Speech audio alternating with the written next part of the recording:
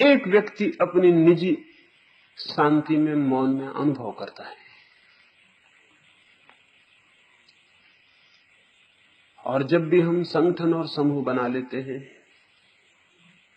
तो इस अनुभूति से तो कोई वास्ता नहीं रह जाता। कुछ शब्द होते हैं जो नारे बन जाते हैं, झंडे बन जाते हैं, और उनके आसपास लोग इकट्ठे हो जाते हैं। ये लोग भी कोई एक दूसरे के प्रति प्रेम से इकट्ठे होते हो तो गलती है। ये दूसरे भी किसी और के प्रति घृणा के कारण इकट्ठे होते हैं। दुनिया में जितने संगठन हैं सब घृणा पर खड़े हुए हैं। हिटलर ने अपनी आत्मकथा में लिखा है, अगर किसी को संगठित होना हो तो या तो सचमुच किसी शत्रु को खोज लो या कोई झूठा शत्रु पैदा कर लो, बिना उसके इकट्ठे नहीं हो सकोगे। मुसलमानों को इकट्ठा होना होता है तो वो कहते हैं इस्लाम खतरे में है, हिंदू इस्लाम को नष्ट करना चाहते हैं, तो मुसलमान इकट्ठे हो जाते हैं। हिंदुओं को इकट्ठा होना हो तो वो कहते हैं हिंदू खतरे में है, हिंदू धर्म खतरे में है, मुसलमान हमें दबाना चाहते हैं, ईसाई हमें लूट लेना चाहते हैं, वो इकट्ठे हो जाते हैं।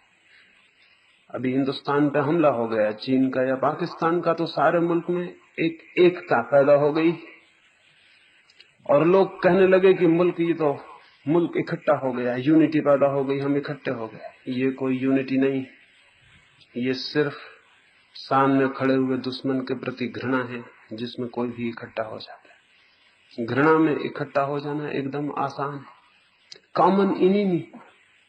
हम सबका एक दुश्मन हो, उसको नष्ट करने को हम इकट्ठे हो जाते हैं। ये घृणा के संगठन है सब।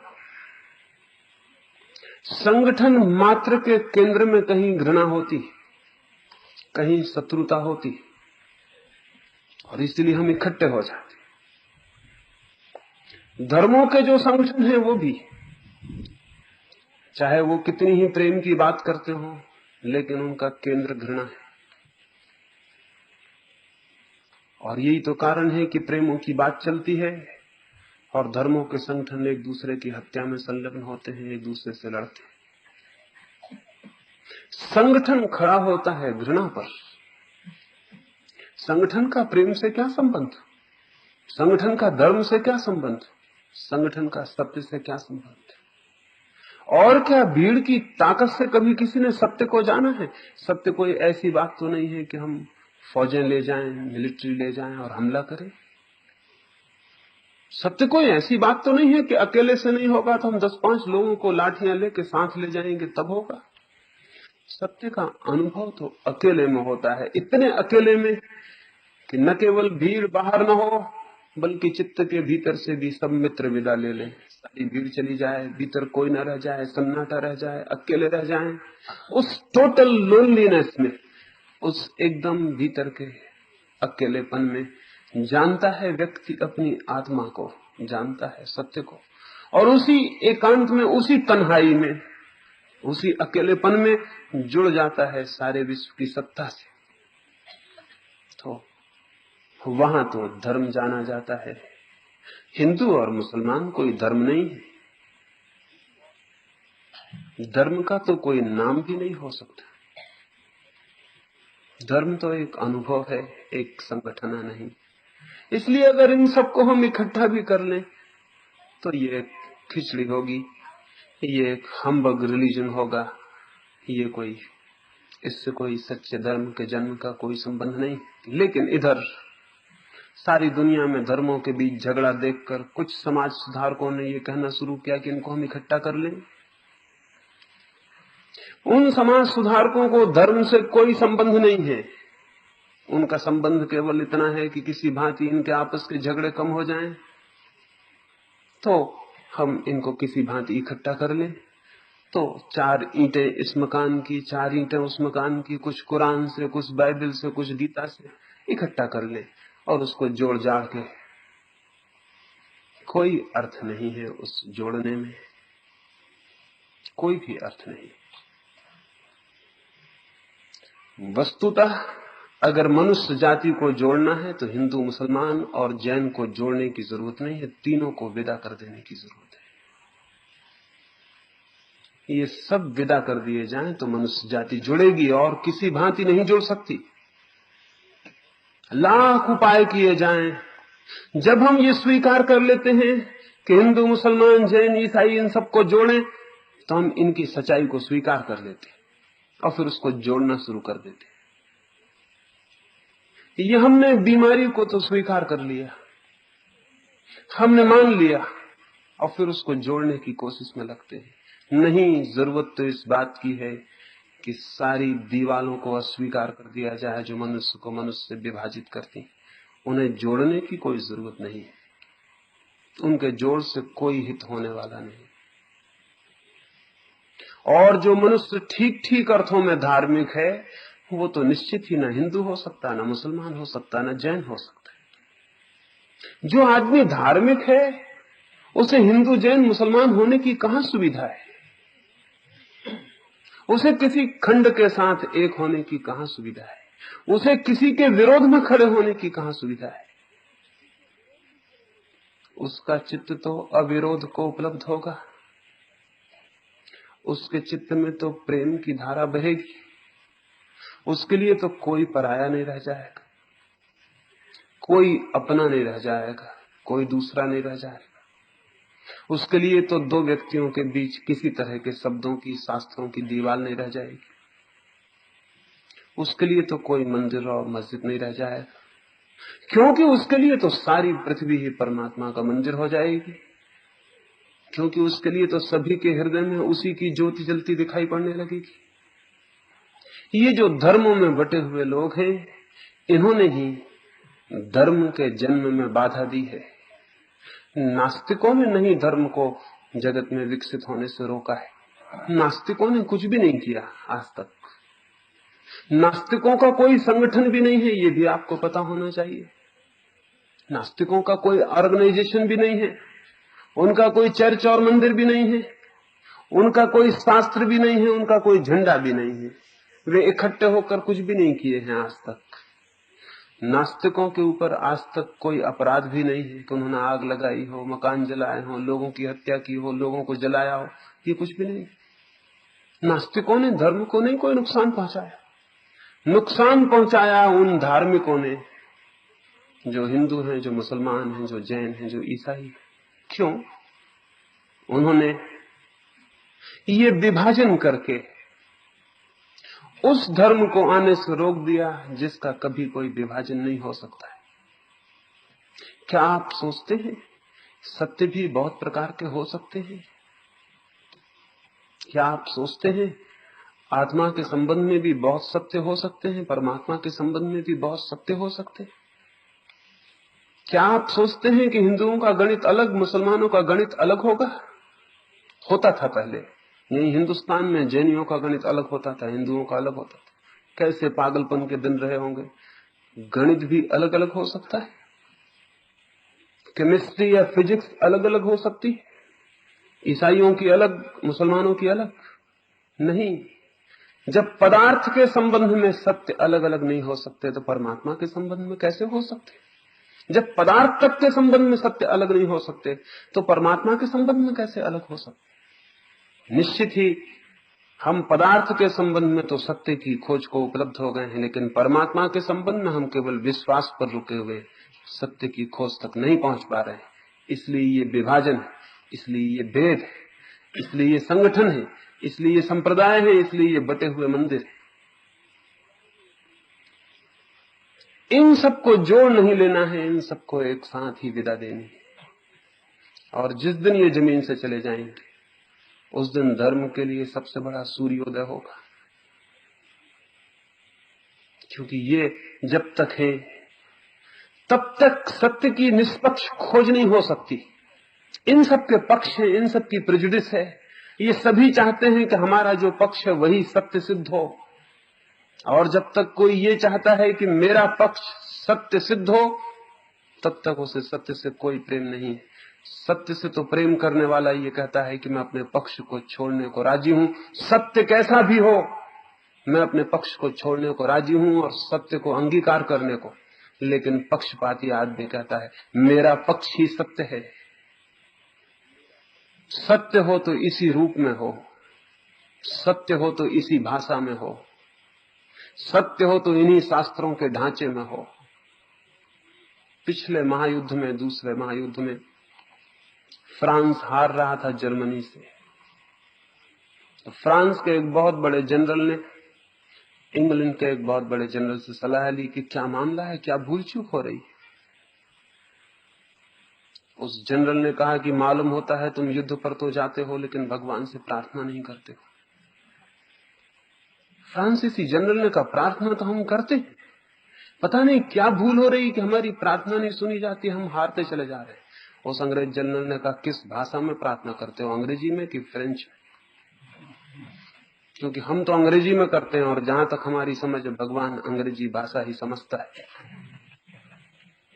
तुम फ्रांसीसी में करते होगे इसलिए हारते जा रहे हो।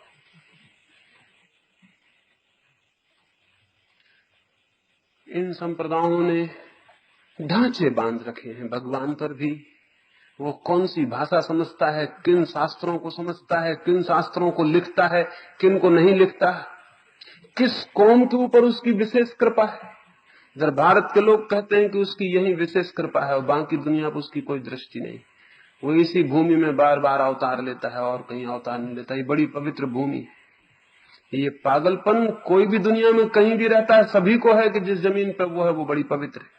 और इसका जमीन की पवित्रता से कोई संबंध नहीं, हमारे अहंकार की अपवित्रता से संबंध है इस बात का। क्योंकि जहां मैं पैदा हुआ हूं वो जमीन कहीं अपवित्र हो सकती है? वो तो बिल्कुल पवित्र है। भगवान की विशिष्ट जमीन वही है। बर्नार्ड शॉ ने एक बार कहा कि ये बात गलत है कि जमीन सूरज का चक्कर लगाती हो। ये तो विज्ञान ने सिद्ध कर दिया है। पहले तो लोग मानते थे कि सूरज जमीन का चक्कर लगाता है, लेकिन फिर विज्ञान ने सिद्ध कर दिया कि सूरज नहीं लगाता, जमीन ही चक्कर लगाती। लेकिन बर्नार्ड शॉ ने घोषणा कर दी कि ये बात गलत है,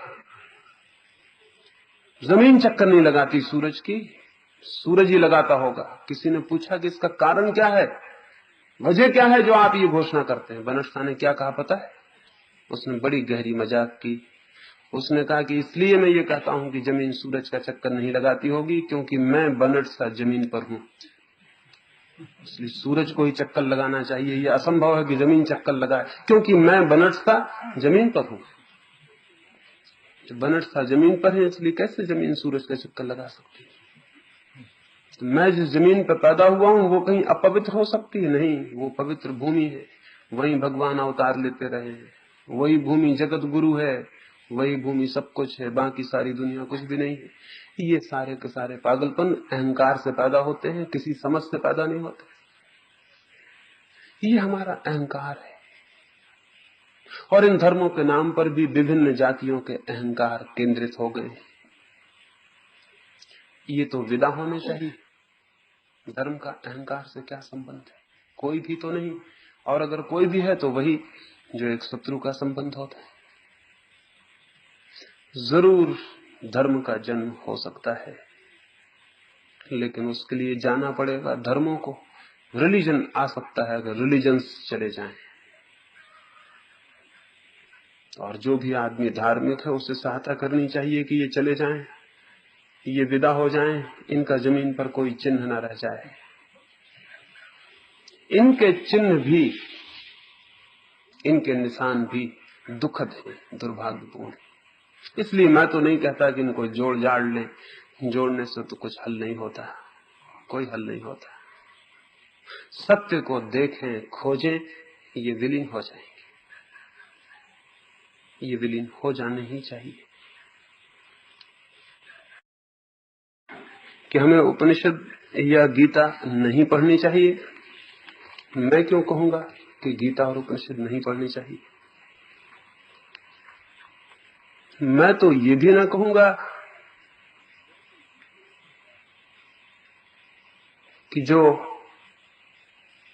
ऐसी किताबें हैं जो वर्जित हैं वे भी ना पढ़नी चाहिए। मैं तो कहूंगा वे भी पढ़नी चाहिए। पढ़ने से मेरा क्या विरोध हो सकता है? सीखने से मेरा क्या विरोध हो सकता है? मेरा कहना तो केवल इतना है कि किताब की भांति पढ़नी चाहिए, ग्रंथ और शास्त्र की भांति नहीं। कोई सीक्रेट ग्रंथ, कोई पवित्र ग्रंथ की भांति नहीं पढ़नी चाहिए।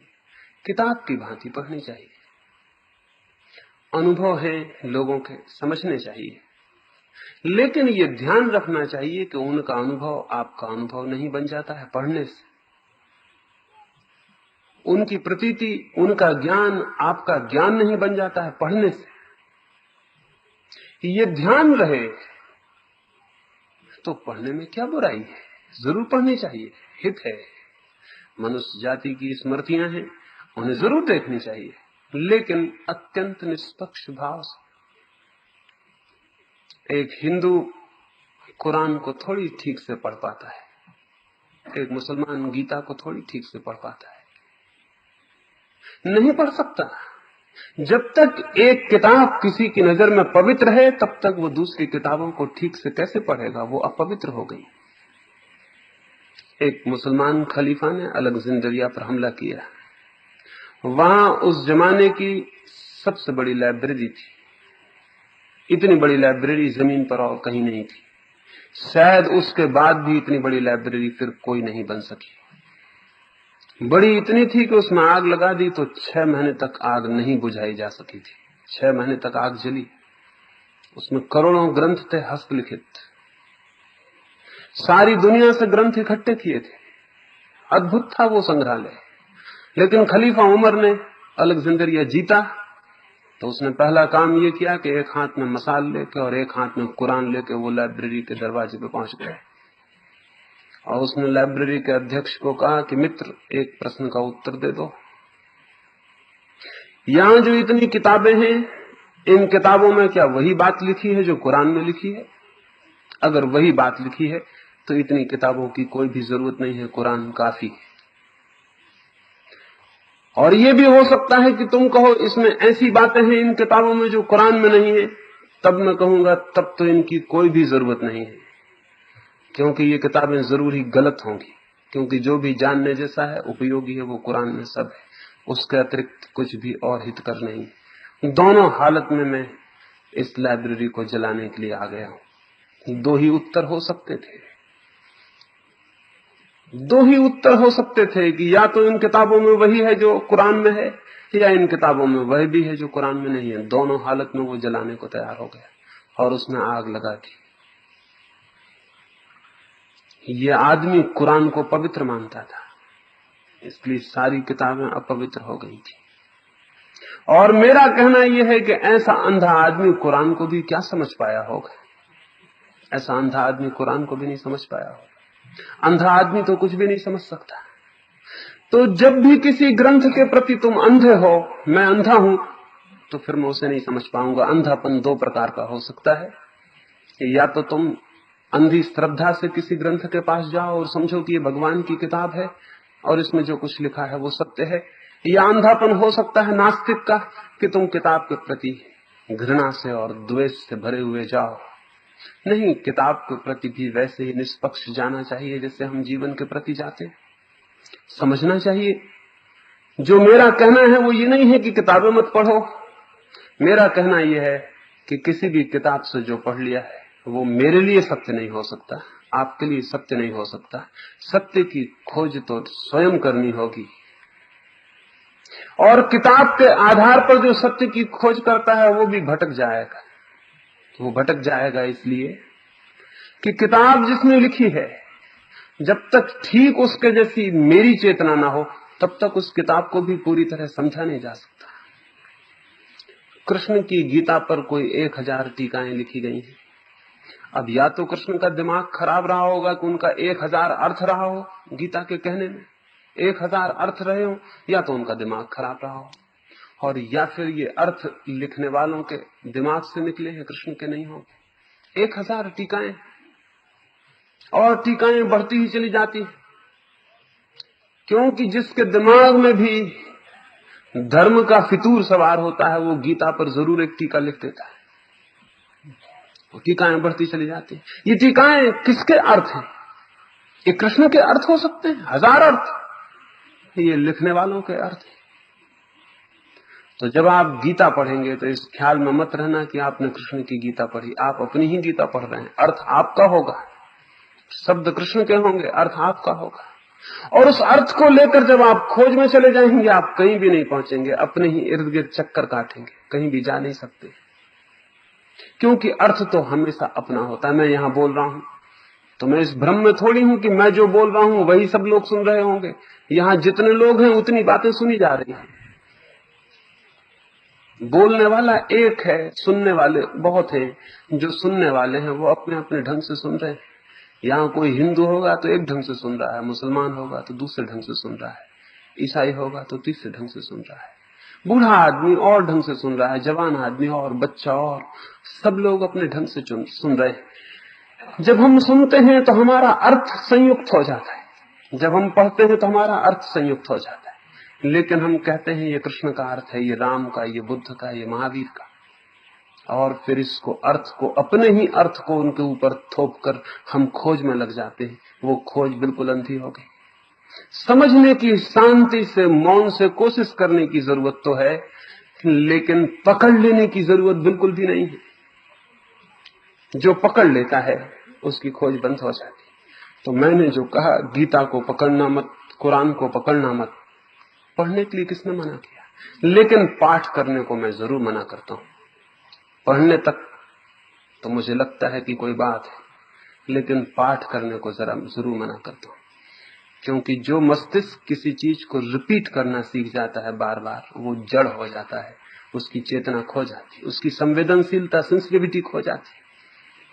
क्योंकि एक ही बात को बार बार दोहराने से मस्तिष्क में बोर्डम पैदा होती है, ऊब पैदा होती है, और धीरे धीरे आदत का हिस्सा हो जाती है पुनरुक्ति। फिर उसमें कोई अर्थ भी नहीं रह जाता, फिर मशीन की तरह आदमी उसे रोज रोज दोहराए चले जाता है। पाठ जरूर खतरनाक है। तोतों के लिए तो ठीक है, मनुष्यों के लिए खतरनाक है। तोते पाठ करें ये तो ठीक है, लेकिन आदमी पाठ करे ये बिल्कुल ठीक नहीं। किसी चीज को समझें, समझ लें, पूरी चेतना से समझें, समग्र ध्यान से समझें, ठीक है, लेकिन उसका रोज रोज पाठ करने लगे रटे हुए मशीन की तरह, ये खतरनाक है। इससे मस्तिष्क पर तो नुकसान पहुंचता है। कोई भी चीज को आप बार बार दोहराएंगे तो मस्तिष्क की जो संचेतना है वो क्षीण होती है और एक तरह की तंद्रा उत्पन्न हो जाती है। एक माँ को अपने बच्चे को सुलाना होता है, वो कहने लगती है मुन्ना सो जा, मुन्ना सो जा, मुन्ना सो जा। वो 10-5 दफा ये दोहराने लगती है, मुन्ना थोड़ी देर में सो जाता है। माँ सोचती होगी कि उनके बहुत मधुर संगीत के कारण सो गया है, तो गलती है। एक ही चीज को बार बार दोहराने से बोर्डम पैदा हो गई। मुन्ना जो है बोर हो गए, घबरा गए, ऊब गए। उस ऊब की वजह से वो सो गए, उनको जगने का कोई कारण नहीं रहा। जागने के लिए कुछ वजह होनी चाहिए, कोई वजह ना रही। आपने बोर्डम पैदा कर दी, ऊब पैदा कर दी, घबराहट पैदा कर दी। छोटा सा बच्चा वो घबरा के सो गया, लेकिन माँ यही सोचती होगी कि बहुत मधुर संगीत के कारण मुन्ना सो गए। कोई भी आदमी सो सकता है। धार्मिक सभाओं में लोग सोए रहते हैं, उसका कुल कारण इतना, उन्हीं बातों को वो 1000 दफे सुन लिए, इसलिए नींद आनी स्वाभाविक है। इसमें कोई का कसूर नहीं है। धार्मिक सभाओं में सोने वाले लोगों का जरा भी कसूर नहीं है। वो बातें वो बहुत दफे सुन चुके हैं, राम की कथा बहुत दफे सुन चुके हैं, अब उनको पूरी तरह पता है। एक फिल्म को आप एक दफे देखें समझ में आता है, दूसरी दफे देखें, तीसरी दफे, 10 दफा देखें, फिर क्या होगा? आप बराबर पूरी नींद लेंगे उसी फिल्म में जिसमें आप बहुत मजे से देखे थे पहली दफा। 10वीं दफे देखने पे आप नींद लेंगे। और अगर आपको 1500 दफा एक ही फिल्म दिखाई जाए तो फिर आपको पागल खाने में भर्ती करना पड़ेगा, आपका इलाज करवाना पड़ेगा, इलाज करवाना पड़ेगा, दिमाग खराब हो जाएगा। क्योंकि मस्तिष्क इतनी ज्यादा ऊब नहीं सह सकता। तो ये जो पाठ करने की वृत्ति है कि रोज उठे हैं सुबह से और किसी किताब का पाठ किए चले जा रहे हैं, एक मुर्दा मशीन की बात, ये खतरनाक है। ये मस्तिष्क के लिए हितकर नहीं। पढ़िए, समझिए, लेकिन ये पाठ करने की बात बिल्कुल ही हितकर नहीं है। इससे आपके मस्तिष्क की चेतना खो जाएगी। जो जो कौमें चीजों को दोहराने की आदी हो जाती हैं, उनके जीवन में मौलिक चिंतन का जन्म असंभव हो जाता है, ओरिजिनल थिंकिंग बंद हो जाती है। आज 2-3 हजार वर्ष से हम अपने मुल्क में कुछ भी मौलिक रूप से नहीं सोच पाए। हम टीका करते हैं पुरानी किताबों पर, पुरानी किताबों को बार बार पढ़ते हैं, लेकिन हमारे मस्तिष्क ने वो ऊर्जा खो दी है जिससे नवीन का जन्म होता है। मौलिक का जन्म होता है, वो हमने खो दिया। वो हमने खो दिया इस पाठ की वृत्ति के कारण, और अभी भी ये पाठ की वृत्ति जारी है। तो मैं कहता हूं पढ़ें, जरूर गीता पढ़ें, कुरान पढ़ें, और वही क्यों, दुनिया में और बहुत साहित्य है वो सब पढ़ें, कहानियां हैं, उपन्यास हैं, वो भी पढ़ें। उन सब में भी मनुष्य जाति की बहुत सी अनुभूतियां और अनुभव इकट्ठे हैं, लेकिन पढ़ के उनको याद करके इस भूल में न पड़ जाएं कि वो आपके अनुभव है। एक बात, वो इंफॉर्मेशन है, नॉलेज नहीं, इस बात को जाने, सूचना है, ज्ञान नहीं। और दूसरी बात, उसको पुनरुक्त करने की प्रवृत्ति में न पड़ जाएं, अन्यथा आपका मस्तिष्क खुद के सोच विचार को हमेशा के लिए खो देगा, हमेशा के लिए खो देगा। रिपीटेटिव माइंड जो है क्रिएटिव नहीं रह जाता, दोहराने वाला मन सृजनात्मक नहीं रह जाता, वो सारी सृजन की शक्ति खो देता है। किसी भी आदमी को कोई बात दोहराने के लिए कहो, उसकी सृजनात्मकता खत्म हो जाती है, उसकी क्रिएटिविटी खत्म हो जाती है। चीन में वो आदमियों को सजाएं देते थे, तो चीन के लोग बड़े होशियार, बहुत खतरनाक जघन्य अपराधी को वो फांसी की सजा नहीं देते थे आज से 1000 साल पहले, क्योंकि वो कहते थे किसी को मार डालना कोई बहुत बड़ा कष्ट देना नहीं है। मर गया, 1 सेकंड में मर जाता है आदमी, तो ये कोई बड़ा कष्ट देना नहीं है, तो उसको जिंदा रखते थे और नई नई तरकीबें निकालते थे उसको कष्ट देने की। उसमें एक तरकीब ये भी थी कि उस आदमी के पास एक ही बात को बार बार दोहराना, कष्ट देने की तरकीब थी, एक ही बात को बार बार दोहराना, सुबह से शाम तक एक ही बात उसके बार बार दोहराना, तो घबराहट पैदा हो जाएगी। कोई भी ऐसी स्थिति पैदा करना जिसमें एक ही क्रम बार बार दोहरता जाए, उसे कोठरी में खड़ा कर देते थे, ऊपर से छेद कर देते थे, उस छेद में से पानी टपकाते थे उसकी कोठरी में, टप टप टप। अब ये मोनोटोनस 24 घंटे टप टप उसकी खोपड़ी पे होता रहता था। 3-4 दिन में आदमी पागल हो जाता था, चिल्लाने लगता था, हाथ पैर ठोकने लगता था, दीवार से सिर फोड़ने लगता था कि ये क्या कर रहे हैं, क्योंकि वो टप टप जारी है 24 घंटे। राम राम राम राम जैसा जपते हैं वैसे टप टप टप टप जारी है। वो सिर को खोखला कर देगा, वो मस्तिष्क को छीन कर देगा, वो मस्तिष्क की सारी सोचने की क्षमता छीन कर देगा, वो मस्तिष्क को जड़ कर देगा। और जितना मस्तिष्क जड़ हो जाएगा उतने ही आपको लगेगा बड़ी शांति है, जैसे मरघट पे शांति होती है वैसी शांति लगेगी। क्योंकि बोध चाहिए अशांत होने के लिए भी, चिंतित होने के लिए भी मस्तिष्क चाहिए, अशांत होने के लिए भी मस्तिष्क चाहिए। अगर जड़ हो जाए मन तो न चिंतित होता है न अशांत, लेकिन जड़ता कोई शांति नहीं है, जड़ता तो मृत्यु है। तो ये पाठ, पुनरुक्ति, एक एक जाप, ये सारे रिपीटेटिव है, ये सब पुनर्वृत्तात्मक है, दोहराने वाली प्रक्रियाएं हैं। इनसे मस्तिष्क का कोई विकास नहीं होता, और न चेतना जागती है, और न नए आरोहण करती है, और न जीवन के नए शिखरों को जानने में समर्थ होती है, बस जड़ हो जाती है। जड़ता अगर शांति हो तो ये सब उपयोग किए जा सकते हैं।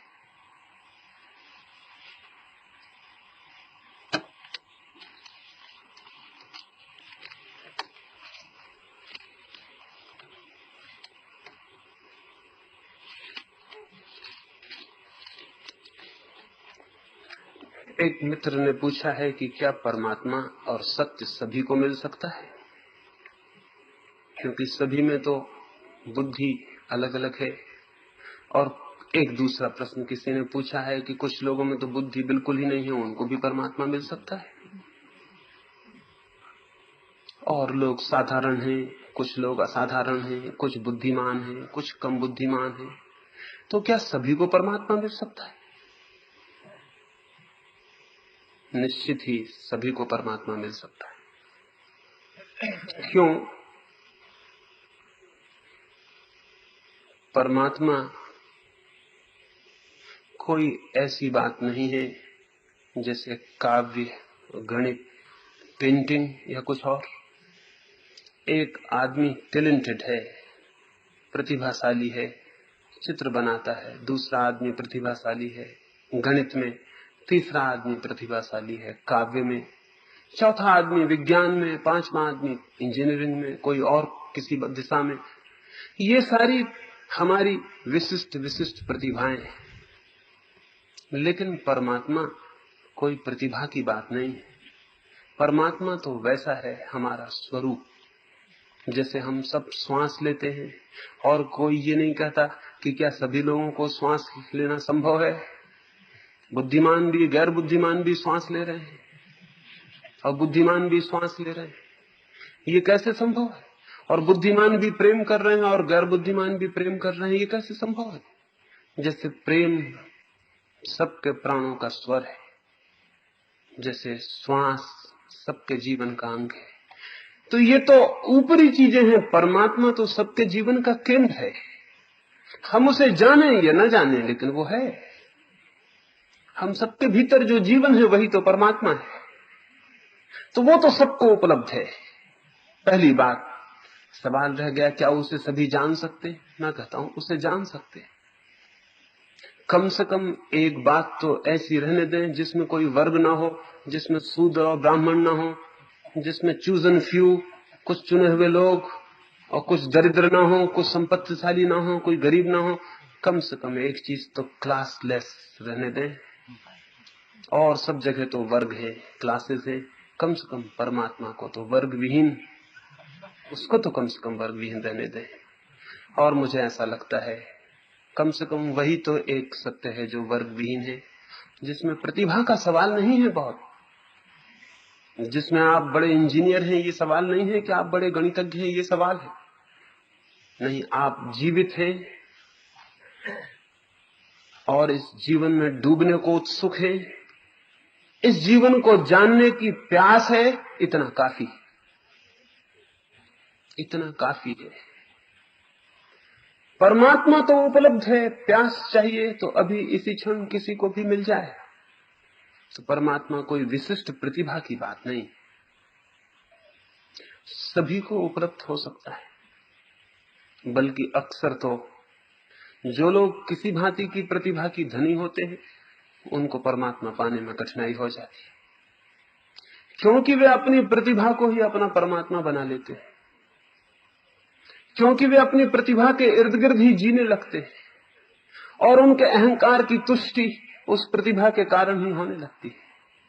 इसलिए अक्सर उनकी तो प्यास ही जीवन के मूल को खोजने की नहीं हो पाती, या होती भी है तो बहुत धीमी हो पाती। परमात्मा कोई विशिष्ट दिशा नहीं है, जीवन का आधार है।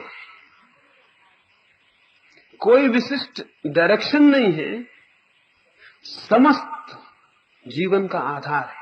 हम सब उसमें खड़े हैं।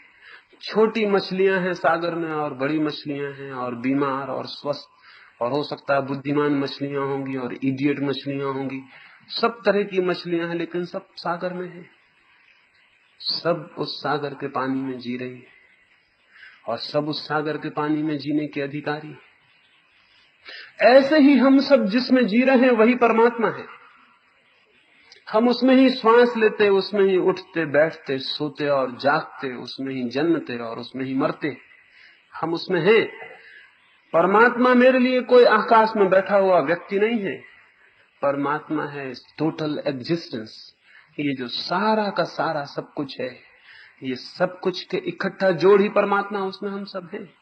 अब इस परमात्मा को हम क्या अनुभव कर सकते हैं? सभी अनुभव कर सकते हैं। प्रत्येक अनुभव कर सकता है। प्यास चाहिए, खोज की दृष्टि चाहिए, और प्यास भी थोड़ी बहुत मात्रा में सबके भीतर है। जीवन में इतना दुख है, इतनी अशांति है, इतनी पीड़ा है, क्यों? इसीलिए कि जीवन में हम जो पाने को हैं वो हमें नहीं उपलब्ध होता है, और जो हमें उपलब्ध होता है वो उपलब्ध होते से व्यर्थ हो जाता है, उससे कुछ उपलब्ध नहीं हो पाता। परमात्मा की खोज चल रही है जाने अनजाने। परमात्मा का अर्थ है वो तृप्ति का बिंदु जिसके आगे खोज बंद हो जाती, जिसके आगे कोई खोज नहीं रह जाती, जिसके आगे कोई चाह नहीं रह जाती।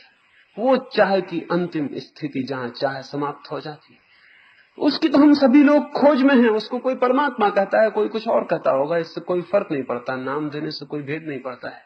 कोई आनंद कहता होगा, कोई मोक्ष कहता होगा, कोई जीवन कहता होगा, कोई सत्य कहता होगा, इससे कोई फर्क नहीं पड़ता है। लेकिन हम एक ऐसी स्थिति की खोज में हैं जहां फिर और कोई खोज न रह जाए।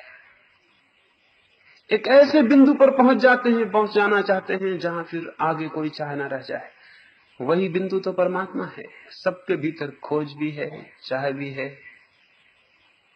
अगर जीवन पर थोड़े से भी ठीक प्रयोग करने को कोई राजी हो, जीवन को समझने को, तो निश्चित ही कोई भी पहुंच सकता है। कोई भी, किसी मनुष्य में ऐसी अपात्रता नहीं है कि वो परमात्मा को न पा सके, और कोई मनुष्य विशेष रूप से पात्र नहीं है कि वो पाले। तिब्बत में एक फकीर था, कोई 90 वर्ष का हो गया था। अनेक बार लोग आए और उन्होंने प्रार्थना की कि अब तुम्हारा अंतिम समय आया जा रहा है जीवन का, तुमने जो जाना हो वो बता दो। लेकिन वो फकीर कहता था कि कोई पात्र मिले तो मैं बताऊं, कोई पात्र हो तो लाओ। और जिस आदमी को भी लाते थे उसी को वो अपात्र कह देता था कि ये तो अपात्र है। कोई कारण बता देता था, कुछ बात पूछता था और कह देता था ये अपात्र है। वो मरने को हुआ, उसने नीचे गांव में खबर भेजी कि जिसको भी अब जानना हो वो जल्दी आ जाए, क्योंकि मैं बहुत जल्दी मरने को हूं। एक आदमी ने गांव में जाके खबर की, कोई 20-25 लोग आ गए। वे डरे हुए थे मन में, क्योंकि वो तो अपात्र कह देगा। उसने आते से ही पहले व्यक्ति से पूछा कि तुम किस लिए परमात्मा को खोजना चाहते हो। उसने कहा कि मेरी स्त्री मर गई, मैं बहुत दुखी हूं, सोचता हूं शायद परमात्मा के मिलने से थोड़ी शांति मिल जाए। दूसरे लोगों ने सोचा ये तो निश्चित अपात्र है, इसको परमात्मा से क्या मतलब। दूसरे से पूछा, उसने कहा कि मेरी नौकरी चली गई है, मैं बहुत परेशान हूं, तो सोचता हूं कि परमात्मा की दिशा में थोड़ा मन लगे तो चिंता कम हो जाए। ऐसा एक एक आदमी उत्तर देता गया और बाकी लोग सोचते गए कि तो अपात्र है, ये क्या बातें कह रहा है। आखिरी व्यक्ति ने कहा कि मुझे तो न तो मेरी स्त्री मरी है क्योंकि मेरे अभी विवाह ही नहीं हुआ, और न मेरी नौकरी छूटी क्योंकि मेरी नौकरी ही नहीं लगी। तुम ये किस लिए आए हो? तो उसने कहा कि मैं तो ये 20-25 लोग जा रहे हैं तो किस लिए जा रहे हैं इसी ख्याल से आ गया हूं। यहां भी इसी तरह के सब लोग इकट्ठे हुए होंगे, कोई इतने लोग जा रहे हैं, तो उसने कहा मैं सोचा कि चलो मैं भी चला चलूं, क्या होता है वहां, क्या मामला है ये।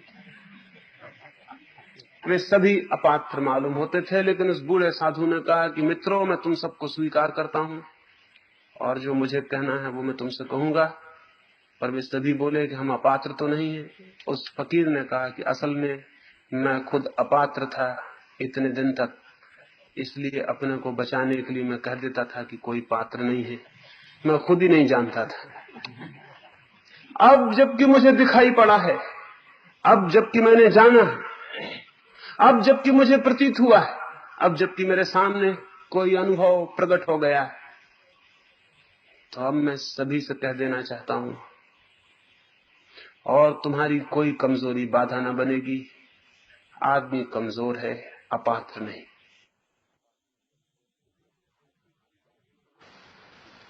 तुम्हारी कोई कमजोरी बाधा न बनेगी। आदमी कमजोर है, अपात्र नहीं। अब मैं तुमसे कहूंगा, अब मैं तुम्हें बताऊंगा, अब मैं तुम्हें वो दे जाना चाहता हूं, छोड़ जाना चाहता हूं जो जो मुझे एहसास हुआ है। हो सकता है तुम में से किसी की बंद आंख के लिए खुलने का सहारा बने। तुम्हारी बंद आंख पर चोट पड़ जाए, आघात हो जाए, हो सकता है, वो मुझे पता नहीं। लेकिन अब मैं कह देना चाहता हूं, ये जो लोग मनुष्य में विभाजन करते रहे हैं कि ये पात्र है, ये अपात्र है, असल में वो खुद ही पात्र न रहे होंगे। कोई विभाजन नहीं है। आदमी कमजोर जरूर है, 1000 तरह की कमजोरियां हैं, लेकिन कितनी ही कमजोरियां हों, हर आदमी के भीतर चिंगारी मौजूद है। कमजोरियों ने राख ऊपर से ढांक दी होगी, लेकिन हवा का एक झोंका राख को ले जाएगा और चिंगारी वापस निकल आ सकती। ऐसा कोई मनुष्य नहीं है जिसके भीतर राख इतनी इकट्ठी हो गई हो कि चिंगारी बिल्कुल समाप्त हो जाए।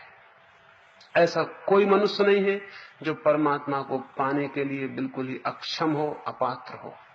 प्रत्येक के भीतर वो ज्योति है, खोज हो सकती। और ये कौन पूछा है कि जिसके पास बुद्धि नहीं है क्या वो भी परमात्मा को पा सकता है?